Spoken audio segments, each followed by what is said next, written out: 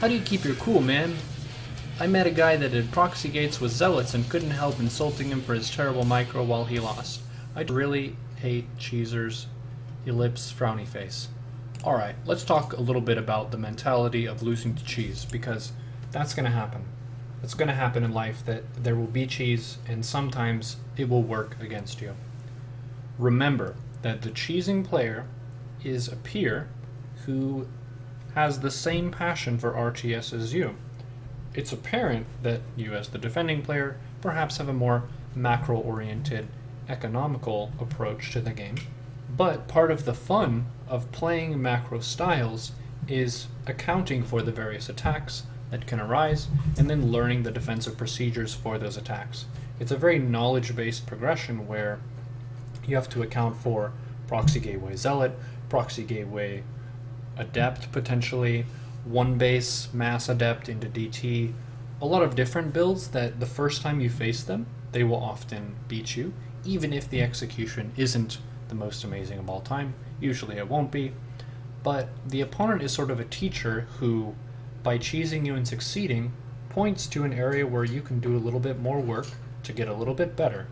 If you think about, alright, this was the cheese, this was the time that it hit, this is how many units they sent into my base at this time, they had this many workers behind the attack, based on what I scouted, I should have made this against proxy gateway zealot.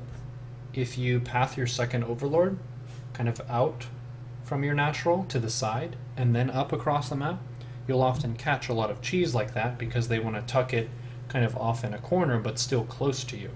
So bear in mind not just the fact that someone cheesed you with a build that prevented you from seeing the mid game or late game, but for teaching you about how an early attack can occur, and then outside that match you can fill in the logic of, alright, they went for this, that, and the other thing.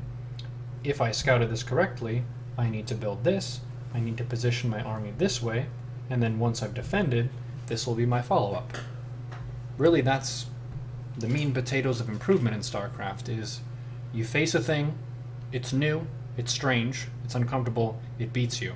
But then you have the replay as a resource, where you can consult that, you can look at how everything played out, and then you can plan ahead, and the next time you face it, you can do a little bit better and maybe crush it completely. So allow the cheeser to appreciate the victory that they've won, and also appreciate them as someone who just taught you about an attack that can occur and will allow you to improve yourself.